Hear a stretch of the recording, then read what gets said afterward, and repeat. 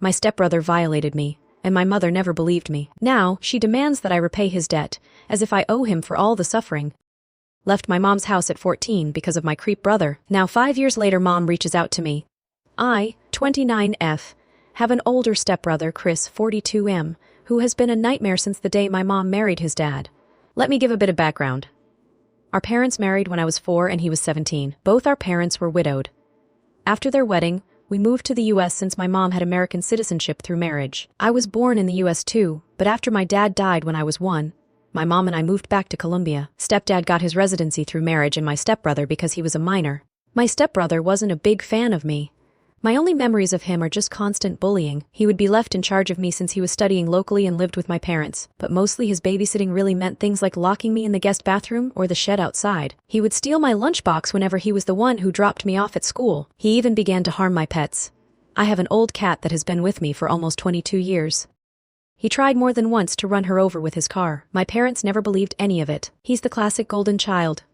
My mom absolutely wanted a son instead of a daughter, so my stepbrother took priority over me. The bullying just kept getting worse and creepier. He had this long key for the bathroom. The door was designed in case it got locked by accident. One could open them by inserting a long stick or key through a small hole on the outside. He would use it to walk in on me showering. My underwear would disappear sometimes and I know for a fact it was him. He also started taking pictures of me. One night I woke up to him taking care of himself next to me while I slept. I yelled obviously. My parents came over but he wasn't in trouble. I was for tempting him. I was 14 when this happened. He was 27. No one helped me and he got bolder until he did something I am still in therapy for when I was 16. It got to a point where I called my biological half-older brother, Sam 48M and son of my biological father's first wife to see if I could live with him and his wife, Sandy, during my last 2 years of high school. When Sam found out what was going on, he confronted my mom. My mom didn't care and just told him to take me so long he never asked her for money. Done and done.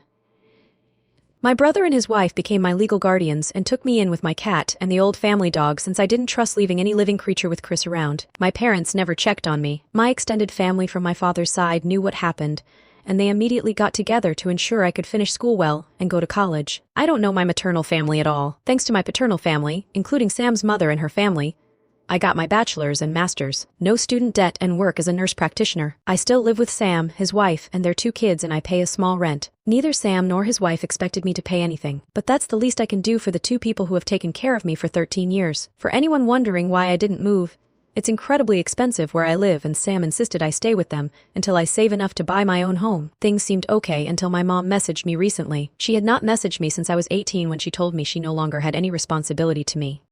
In this message, she sounded overly friendly, telling me how she missed me and asking how I was doing. I was a bit creeped out but decided to be nice, telling her about what I had done since leaving her care. She seemed very interested since apparently she knew I was a nurse, but not what kind I was. She began asking me about my salary. I didn't tell her anything about it, but that it was enough to pay the bills. My mom then began texting about Chris and how he was barely making any money due to his student debt. Apparently, Chris never finished a degree, jumping from career to career. He is now working in my stepdad's used cars business as a salesman, but most of his pay went to pay the substantial student debt he got over the year. I told my mom how sorry I was that Chris was having a hard time and wished him luck. That's when my mom finally got to what she wanted. She texted me I needed to pay his student debt so he could finally begin to make the money he deserves like the man of the family. I just turned off my phone. When I got home, Sam was surprised since I was usually the last to arrive. Sandy wasn't home yet. I told Sam what happened and showed him my mom's text messages. I don't think I've seen Sam this angry ever. He told me to block my mom, stepdad, and Chris if I had not done so yet. After talking with Sam and Sandy, I called my boss to ask the next day and the one after off. This gave me a 4-day weekend including the days I'm normally off shift. My boss was more than okay with this and told me to just take it easy and let her know if she could help. This backfired because the next day my mom and Chris decided to come to Sam's house to speak to me. I was alone since Sam and Sandy were at work and the kids were at school. I immediately called Sam and told him what was going on. He told me not to open the door and that he was on his way. My mom spent the whole time screaming that I owe them for raising me, and that my sweet brother deserved the money. Chris was going around trying to find a window or door unlocked. There wasn't any since the windows have safety bars, and the only other door is in the closed garage and one in the yard. The yard one was locked, and just in case I locked the one in the garage. I won't post what he called me when he saw me from one of the windows, but basically, he pretty much told me they should have thrown me away when I was a baby since I grew to be a bee. He pounded in one of the windows so hard, he actually cracked the glass. Eventually, he gave up and went back to the front door, clearly trying to kick it down. I didn't have anything to worry about. The door was a security door, but I was still very scared. Between yelling, threatening, pleading, and insults, I finally heard Sam screaming to them to get lost. I only saw things from the window. Sam pretty much dragged them both off the porch. They got to a point I couldn't hear, but I saw my mom and Chris pale and look scared before they pretty much ran to their car and drove off way past the legal speed limit. Sam came in a bit after and immediately went full overprotective brother mode, asking me if I was okay. He kept saying sorry and hugging me. Sandy arrived almost immediately after, and she looked like she was about to commit a felony. Apparently, Sam threatened him with filing charges for what he did to me when I was 16. My brother's ace, my stepdad, was willing to testify against his own son. That seemed enough to get Chris off our backs, but not my mom. Since then, it's been 3 days, and my mom has sent texts called nonstop with various numbers, and rallied a group of people who are supposedly my maternal family to harass me for money. She claims that money should legally be hers since she's my mother, that it's my late father's missed child support. Sam is helping me find a lawyer to get a restraining order on my mom and Nand. I plan to take my stepdad's offer to testify by pressing charges against Chris. I can't say I can forgive him for not stopping his son, but I appreciate he's at least trying. I don't know the details, but Chris did something to a relative of his dad, and since then they had a really bad follow. I took my boss's offer and will be on vacation for a few more days, but here it is. My vacation days are getting eaten up and my therapist might need a therapist after. Thankfully, my dark sense of humor and supportive paternal family are keeping me somewhat sane. Update. I didn't think I would be making an update so soon, but my mother is unrelenting. To the people that were so kind and gave me advice earlier, thank you so much. It really helps to have people show kindness in difficult days. I follow with the advice to freeze my credit, and I will be getting a new phone for personal use. We'll have to keep my old phone for work for a little. Now to update on the situation. We are going through with pressing charges and might do a civil lawsuit for 2 years of child support my mother owns. We are not sure yet of our chances on it, but my brother San wants to go scorch earth. As for my mother, she began a new campaign. She's been posting about me false accusing my stepbrother Chris of SA. She's been accusing me being a temptress that tried for years to sleep with my brother. Even got a few relatives, who I just found out are my aunts, to join in saying they were witnesses. I never met these women in my life. My stepfather actually commented in her post saying my mom was lying and accusing his own son of being a pedo. That's how I found out what was the big fallout between them. Stepbrother went after one of stepfather's nieces. I don't know the girl's age, but she has to be about my age if I'm thinking of the right person. If not, she's younger than me. A lot of my biological father's relatives have also gone into social media to call out my mother, saying she had always claimed she was an orphan and had no family, while now she has 3 sisters. It's a mess. I'm just watching for now, and being a stay-at-home aunt. My nephews love it since we go out after they finish homework for crazy shenanigans. My boss has helped me with some paperwork for leave of absence, and I should be off for about 6 weeks. After I'll be mostly working from home for a few weeks. Not the greatest update, and to be sincere, things are not fun. But it's nice to spend time with the kiddos at least. Also, forgot this, no, my mom is not likely sleeping or in a relationship with my stepbrother. Some people had mentioned this. My mom always wanted a son. I was a disappointment because I was born a girl. She treats my brother like he's her real son, and I think she truly loves him as a mother. She made sure to tell me how disappointing it was for her when I was born. Update 2. I hope the title is okay for the rules. I was recommended to post here but wasn't sure where to start. My mother was widowed when I was 1 year old. My biological father was much older than her. She was a second wife with 20+ age difference. After that she remarried her hometown sweetheart and adopted his 17-year-old son. My dad was American, mom is Colombian. I was born in the US. Then we moved for a few years back to Colombia, and we returned to the US when I was 4. My whole life my mother constantly complained about the fact I was a girl. She would say things like, if you were a boy, maybe we could have gotten more from you. Father or girls are so useless. All I was for her was the problem child. She took my inheritance and squandered it, mostly on things for my stepbrother. Whenever she had guests, she would always introduce me and joke how I ruined her body and wasn't even worth it since I was a girl. Most her friends thought I had some kind of mental illness because of her lies about me being mentally behind. She used the R word. She would often blame it on my gender though, saying because I was born a girl, I was clearly inferior. During holidays, I would be left behind with a sitter. I was just too much of a problem child and would ruin things for my sweet brother. We only have one family picture from when I was 5. If I got anything nice with my own money, my mother would take it from me if it was something like makeup or clothes, saying I wasn't attractive enough or worthy enough to have such nice things. I should just stick with a plain face since it will make it easier for me to find a job when I was done with high school. She had no intentions of letting me go to college, but the worst part is she never protected me. My stepbrother is a predator.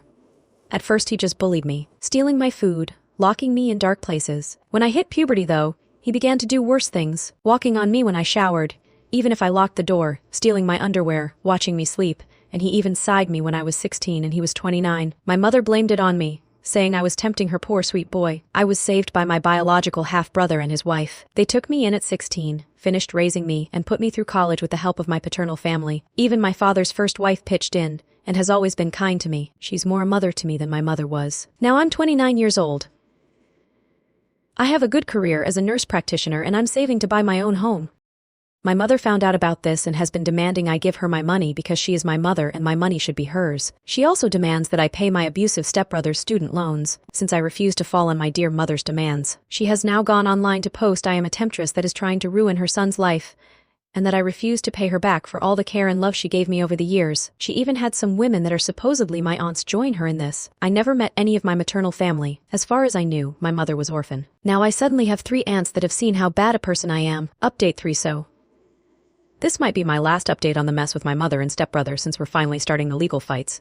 But I finally had a good laugh. In my previous posts, I haven't said a lot about my biological father. He died when I was 1 year old, so I never really met him. I have one picture of him holding me when I was an infant. I mostly know him from stories from his family. What I do know is he was a man of means. He had a lot of assets that he had carefully divided in his will. Not like so rich, I'll never have to work type. Just rich enough that I would be able to live comfortable so long I worked and did right by my finances. I was not aware he had made sure to leave me with anything. Neither did my half-brother Sam his son with his first wife. I'm the daughter of an affair partner turned second wife. My understanding was that anything I inherited was wasted by my mother to buy things for her predator stepson Chris who she prefers to me. He was my abuser growing up.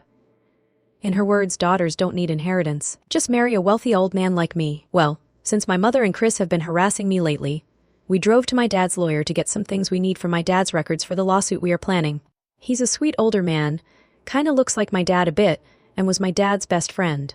When we met, he received me with a hug and told me how happy he was to finally meet with him. His wife was there too, and she also gave me a big hug and told me we needed to have dinner at their place. Once we all caught up, we found my mother had been faking receipts to get money from my trust. A lot of it. Some of it from when I was under Sam's guardianship. And she's not the executor of my trust. She had to provide receipts for anything. She's been sending receipts for me because I'm still in medical school. I finished school in 2021. Well, her meal ticket not only got torn and now she's in big trouble. Because this is fraud and basically my hands are tied about pressing charges or not. She claims me as a dependent on her taxes, so my dad's lawyer would refund her for her expenses. He basically told me there's just no way we can keep this just in civil court. He had to contact IRS and the police. Doesn't help she's been using my social security number for some things she shouldn't. Thank you for the people that advised me to freeze my credit. You guys saved me for sure. I probably won't be able to post for quite a while, and I'm going to be incredibly busy. I'm just mentally exhausted about how much has happened. I wouldn't have done anything about my mom using my trust if she had left me alone. I wouldn't even know about it because the trust is set for me to take over it with proof of marriage or graduating college, and since I didn't know about it, I never sent the required paperwork to take control. She could have milked it dry if she left me alone and just kept sending fake information. I am in the process to get what's left of my trust. There's quite a bit in it, and should be enough for me to get a house or condo if I mix it with my savings, and still have left over to invest or do other things safely. I might wait for a while to buy anything though. I don't know how safe it would be since my mom still has my social security number. Update 4. Hey Reddit. This is more a personal rant than full-on update. Things are only starting on the legal side of things, so no real update or information I'm allowed to share. This is more on the personal side of things since I just came home from having my mother harass me in a bar. It was fun. Short background. My mother is a greedy liar that let her stepson Chris, who's 13 years older than me, abuse me since I was a small child. First physical abused, then SASA started when I was 14, until I was 16. Now she wants me to clear his student debt, and she had been mooching off my biological father's inheritance. As for last night, well, I decided to go out with some girlfriends for a girls' night. My half-brother Sam and his wife Sandy have been pushing me to go out for a while. We went to a local bar. I mostly stick to the stools by the bar as I'm a massive introvert, but I like seeing my friends having fun. So I was simply drinking and talking to the bartender in passing. Well, my good mood was ruined when I noticed my mother, thankfully alone, walk to me. The moment she saw me, she pretty much launched herself to hug me and began crying, saying how much she had missed me and how different I looked. I was trying really hard to get away from her, but she began causing a scene. She started begging for us to reconcile, that she was sorry I took my stepbrother's affection the wrong way, that they both love me and want me to live with them. She was loud and people were looking at me. Some even looked sorry for her, and I had people encouraging me to hug my mom back. It was embarrassing and just so wrong. I just exploded and told her to leave me alone and walked out. That was even worse, because she kept following me with 2 or 3 randoms calling me an asshole and terrible daughter. She just kept swearing Chris truly cares for me and wants us to be a family again. She even said that he found me so beautiful that he couldn't help himself himself when he sighed me, she said, when he made love to you. I was a minor when he attacked me. He was almost 30. I just started crying and screaming at her to go away and leave me alone. Thankfully, one of my more sober friends called Sam and he came over very fast. He scared away my mom and took me home. I'm now 100% sure I don't want to go out. For people wondering why I never call the cops, I called the cops since I was 11 to report the abuse. I reported at 16 what he did to me. They took his side. I don't trust them. I truly believe cops don't care about, say, victims. I'm just writing this to get it out of my system. My therapist is unavailable. So Reddit is the next best thing. Update 5. Hey, been a bit. Sorry for the radio silence. I had some people asking for updates, but things had been pretty quiet until this weekend, so I had nothing to post. I know people usually do a recap or something like that, so told her. My mother has always preferred my F29 stepbrother Chris M42. He was my abuser growing up and sided me when from the time I was 11 to 16 when I moved with my half-brother after the worst attack. I recently was tracked down by my mother and she along my stepbrother have been harassing me since. Currently I'm on a legal fight against them to recover some stolen inheritance from my father and trying to get in row among other matters. This weekend once again my mother decided to accost me at work. I was working from home doing clerical work for the clinic I work at. I'm a nurse practitioner, but took some clerical duties to be able to work from home when the mess with my mother and Chris began. Since then the time I could work from home has ended, so I am back in the clinic taking patients. For the most part, Saturday went well and quiet. Sunday, however, I noticed someone that shared my mother's name, but not her last name. My mom has a very unique name, very old sounding, and I've seen and only twice in my whole life. Of course there's a big Latino community where I live, so I just assumed this was another person. We're from a Colombian family, though I was born in the US to an American father. Lo and behold, it was my mother using a fake last name. When I saw her I immediately called my boss. She's aware of the situation and immediately went to ask my mother to please leave the premises. This can be a controversial move, so to explain it before the debate starts, she was in for a general checkup, not a life or death treatment. She was not denied because of protected reasons, but because I, as a member of staff, felt my life was in danger in her presence. There's a lot of other clinics in varying prices, and they are open to get new patients, so she can get her checkup anywhere else.